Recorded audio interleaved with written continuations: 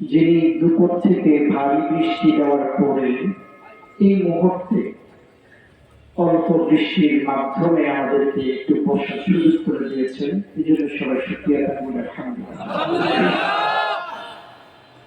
সংক্ষিপ্ত সময়ে প্রথমেই আজকের সভার যিনি সভাপতি, যারা উপজেলার দায়িত্বশীল রয়েছেন, তাদের প্রতি সান্ত্বনা দিতে চাই এই বলে, আপনারা চেষ্টা করেছেন, আল্লাহ তাআলা যেভাবে কবুল করেছেন, আপনাদের উচিত আল্লাহ তাআলার প্রতি সন্তুষ্ট থাকা। কারণ আপনাদের এই আন্দোলন, এই সংগ্রাম কেবলই আল্লাহ সন্তুষ্টির জন্য। অতএব আল্লাহ তাআলা যদি বৃষ্টি দিয়ে আপনাদেরকে প্রোগ্রাম করতে না দেন, এটা যদি আল্লাহর ইচ্ছা হয়, আমরা আল্লাহর ইচ্ছার প্রতি কি সন্তুষ্ট। সবাই খুশি আছেন তো? প্রিয় এলাকাবাসী, পীর সাহেব চরমনায় ইসলামী আন্দোলন বাংলাদেশের মাধ্যমে একটি নতুন ধারার রাজনীতি সৃষ্টি করেছে। কেন এই রাজনীতি প্ল্যাটফর্ম উনি ওপেন করলেন, খুললেন, এই বিষয় নিয়ে অনেকে কোয়েশ্চেন আছে, প্রশ্ন আছে। আমরা দ্বিধাহীন চিত্তে সুস্পষ্টভাবে পীর সাহেব চরমনাই একজন পীর হওয়ার পরে কেন উনি রাজনীতি করেন এবং উনি রাজনৈতিক দল গঠন করার আগে এদেশে ইসলামী রাজনৈতিক দল থাকার পরে কেন উনি নতুন করে ইসলামী রাজনৈতিক দল গঠন করলেন, এই বিষয়ে দুটো কথা বলে মুনাজাতের মাধ্যমে আমরা আমাদের আজকের অনুষ্ঠানের সমাপ্তি ঘোষণা করব। প্রথম কথা হচ্ছে যে এত এত রাজনৈতিক দল থাকার পরে চরমনার পীর সাহেব নিজে আরেকটা রাজনৈতিক দল কেন গঠন করতে? উত্তর হচ্ছে, এই 53 বছরের রাজনীতিতে স্বাধীনতার পর থেকে অদ্যাবধি পর্যন্ত, এর আগেও ইতিহাস যেটা আমাদেরকে বলে সেটা হচ্ছে, যারা যখন ক্ষমতায় এসেছে এরা মানুষের চাহিদা পূরণ করতে ব্যর্থ হয়েছে। মানুষের চাহিদা কি? মানুষ নিজের খাবার কেনার আগে বা নিজের খাবার কেনার সময় রাষ্ট্রকে টাকা দেয়,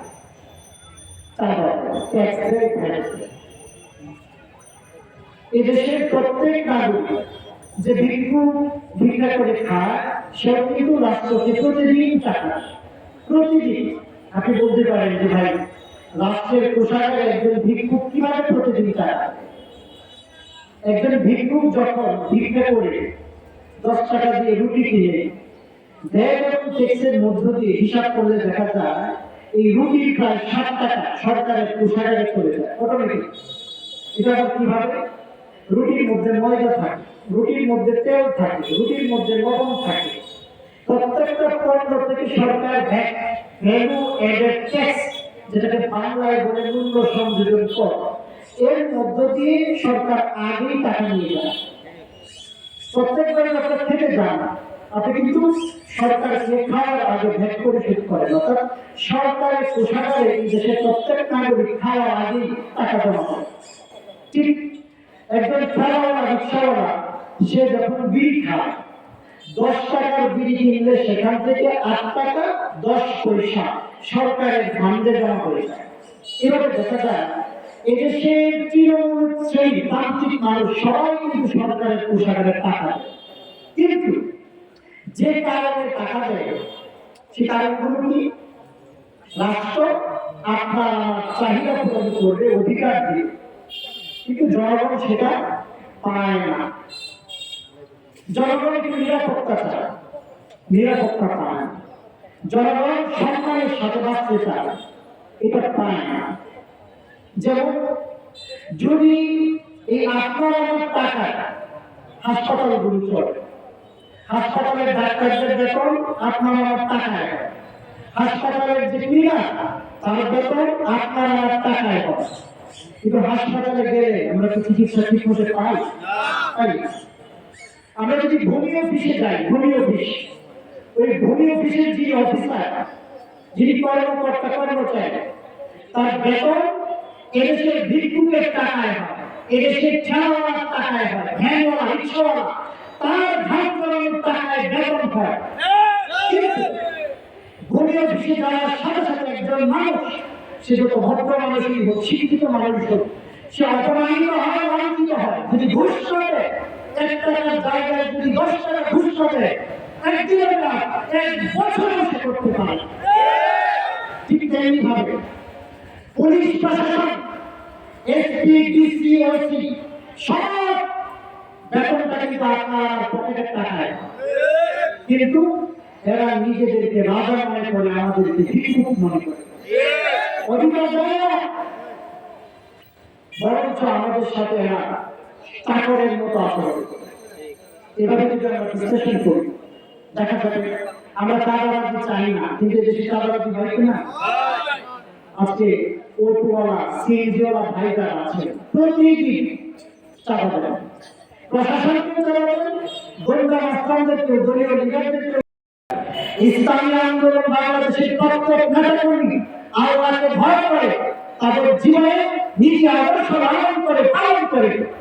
অতএব আমরা সুস্পষ্টভাবে বলতে চাই, যদি আগামী দিনে এদেশের মানুষকে চাঁদাবাজি থেকে, দুর্নীতি থেকে, সন্ত্রাস থেকে মুক্তি দিতে হয়, তাহলে বিগত দিনে যারা এদেশের শাসন ক্ষমতায় ছিল, এদেশের শাসন ক্ষমতায় যারা সহযোগিতা করেছিল, এদের দ্বারা এদেশ থেকে সন্ত্রাস, চাঁদাবাজি, দুর্নীতি, মাদক এগুলো মুক্ত হবে, এটা আশা করা যায় না। আমরা মনে করি বীর সাহেব চরমনাই এমন একজন আদর্শবাদী নেতা, যার কাছে হাজার হাজার মানুষ মাদক ছেড়ে সুস্থ জীবন যাপনে ফিরে এসেছে। অতএব আগামী দিনে বাংলাদেশের নেতৃত্বের ভাগ আমরা বীর সাহেব চরমনাইকে দিতে চাই। যার হাতে দায়িত্ব দেওয়ার মাধ্যমে আমাদের মধ্যে বিশ্বাস জন্মিবে, বাংলাদেশ থেকে চাঁদাবাজি দূর হবে, বাংলাদেশ থেকে দুর্নীতি দূর হবে, বাংলাদেশ থেকে সন্ত্রাস দূর হবে, বাংলাদেশ থেকে সব ধরনের অপরাধ দূর হবে। অতএব বাংলাদেশটা আমার দেশ, এই দেশটাকে সাজানোর জন্য আমাদেরই সিদ্ধান্ত নিতে হবে। আজকে যারা পাকুন্দিয়াবাসী রয়েছেন, সর্বস্তরের পাকুন্দিয়ার ভাইয়েরা রয়েছেন, আসুন আমরা আমাদের দেশটাকে সুন্দর করে সাজাই এবং একটা দেশ হিসেবে আমাদের বাংলাদেশকে আমরা গড়ে তুলি, যেখানে মাদক থাকবে না, যেখানে সন্ত্রাস থাকবে না, যেখানে রাহাজানি থাকবে না, যেখানে ঘুষ থাকবে না, যেখানে দুর্নীতি থাকবে না, যেখানে অন্যায় বিচার, জুলুম, নির্যাতন কিছুই থাকবে না। এরকম একটা দেশ গড়তে হলে ইসলামী আন্দোলন বাংলাদেশ ছাড়া, পীর সাহেব চরমনাই ছাড়া, হাত পাখা মার্কা ছাড়া এর কোনো বিকল্প নাই। এটা আমরা ইতিহাস থেকে, 53 বছরের ইতিহাস থেকে হারে হারে টের পেয়েছি। অতএব আগামী দিনে আমরা পীর সাহেব চরমনাইকে ক্ষমতায় দেখতে চাই। আগামী দিনে ইসলামী আন্দোলন বাংলাদেশের পক্ষে আমরা সবাই ঐক্যবদ্ধ হতে চাই। আগামী দিনে হাত পাখা প্রতীকের পক্ষে আমরা সবাই একমত হতে চাই। এই আশা এবং প্রত্যাশা ব্যক্ত করে আজকের এই অনুষ্ঠান যতটুকুই হয়েছে, আপনারা যারা এখানে শ্রম দিয়েছেন, ঘাম দিয়েছেন, সবাইকে সবার প্রতি কৃতজ্ঞতা পোষণ করে আল্লাহ তাআলা যেন আমাদের প্রতি রাজি হয়ে যায়। হ্যাঁ, আমরা যে পরিশ্রম করেছি এখানে প্রোগ্রামের জন্য, যে আমরা ত্যাগ দিয়েছি, শ্রম দিয়েছি, এটা যেন আল্লাহ কবুল করেন। যদি আল্লাহ তাআলা কবুল করেন, এটি আমরা সার্থক।